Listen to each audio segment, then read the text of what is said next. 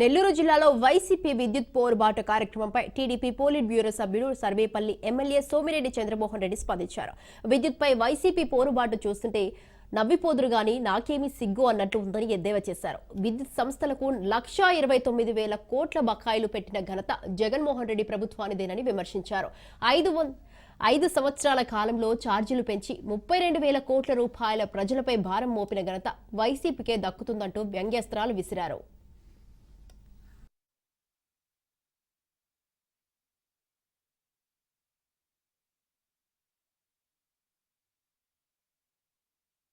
జగన్మోహన్ రెడ్డి ఈ కరెంటు ఛార్జీల విషయంలో వైఎస్ఆర్ పార్టీ రోడ్లెక్కి ధర్నాలు చేయటం ఎట్టుందంటే నవ్విపోదురు కాక నాకేమన్నట్టుంది.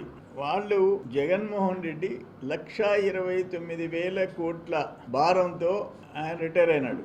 విద్యుత్ సంస్థల మీద 1,29,000 కోట్లు 5 ఏళ్లలో 10 సార్లు కరెంటు ఛార్జీలు పెంచాడు. 32,000 కోట్లు ప్రజల మీద వేశాడు.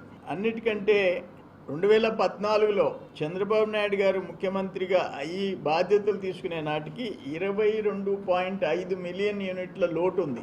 22.5 మిలియన్ యూనిట్ల లోటు 2019కి మిగులు విద్యుత్ కింద చేశాడు.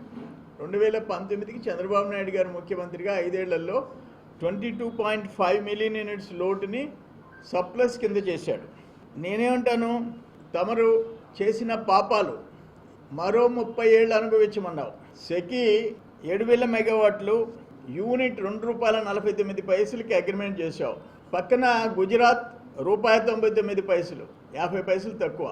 ఎక్స్పర్ట్స్ ఏం చెప్తున్నారు, మరో 10 సంవత్సరాలకి సోలార్ పవర్ యూనిట్ ₹1.25 వస్తుంది అంటున్నారు. అంటే ఈరోజు ₹2.49 అయితే దాంట్లో సగాటికి వస్తుంది.